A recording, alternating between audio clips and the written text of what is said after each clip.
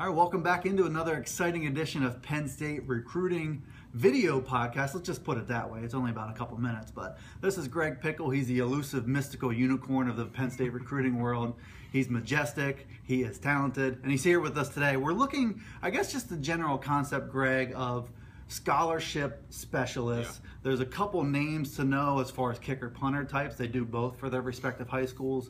But what's next with these guys? I mean, are we going to get a verdict soon of whether Penn State can actually get a scholarship specialist in the 2016 class? Yeah, I don't know if we'll get a verdict on the totality of the class, but on the two guys Penn State's looking at the hardest right now, the two guys that have offers. The first one's Blake Gillikin. He's a specialist, mostly a punter out of Georgia. He wants to decide this week. He visited Penn State last week. He was supposed to come this week, wasn't able to make it, but he did visit Georgia, who recently offered last week as well. I think it's a Georgia-Penn State race. It's a hometown school rather, versus the Nittany Lions, who he was really interested in. He's supposed to decide this week. They have a shot there. Quinn Nordin's a kid out of Michigan, a kicker that they offered a long time ago. Looked like he was going to commit not long after he got the Penn State offer. That was back in the winter. His recruitment is still ongoing.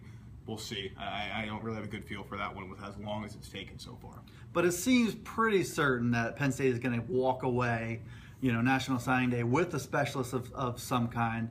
And then we don't really get into the long snappers. I don't think there's a lot of information to be had out there. But James Franklin did mention the push and pull, the risk and reward of bringing in scholarship specialists because they don't really have a fallback position if they don't work out.